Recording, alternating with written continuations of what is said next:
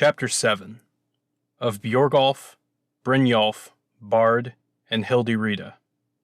There was a man in Halagaland named Bjorgolf. He dwelt in Torgar. He was a baron, powerful and wealthy, in strength, stature, and kindred half-hill giant. He had a son named Brynjolf, who was like his father.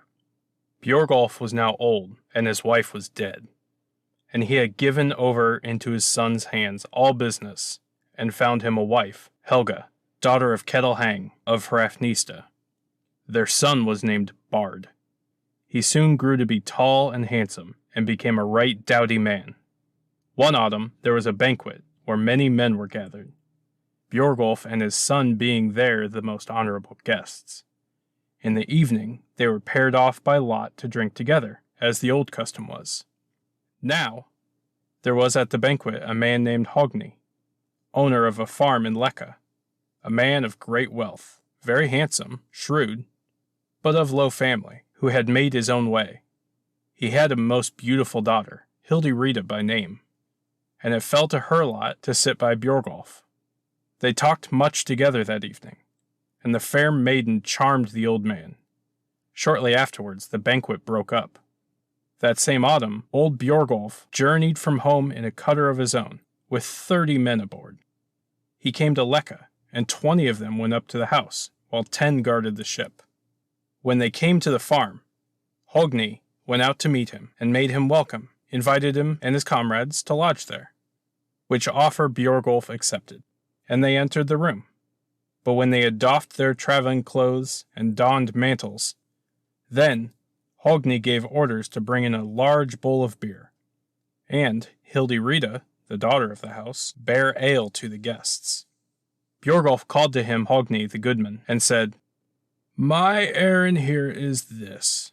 I will have your daughter to go home with me, and I will even now make with her a hasty wedding."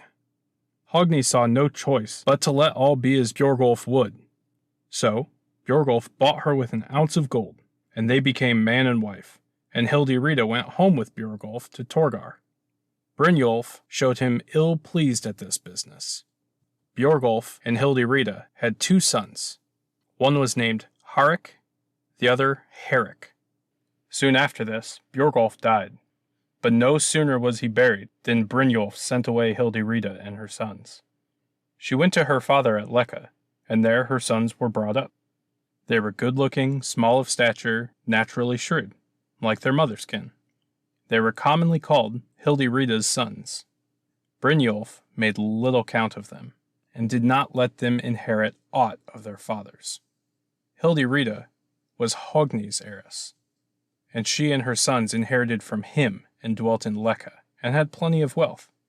Bard, Brynjolf's son, and Hildirida's sons were about of an age. Bjorgolf and his son Brynjolf had long held the office of going to the Finns and collecting the Finns' tribute. Northwards, in Halagaland, is a firth called Vefsnir, and in the firth lies an island called Alost, a large island and a good, and in this is a farm called Santinus. There dwelt a man named Sigurd, the richest man thereabouts in the north. He was a baron, and wise of understanding. He had a daughter named Sigridr. She was thought the best match in Halagaland, being his only child and sole heiress to her father. Bard, Brynjolf's son, journeyed from home with a cutter and 30 men aboard, northward to Alost, and came to Sigurd at Santinus. There he declared his business, and asked Sigridr to wife.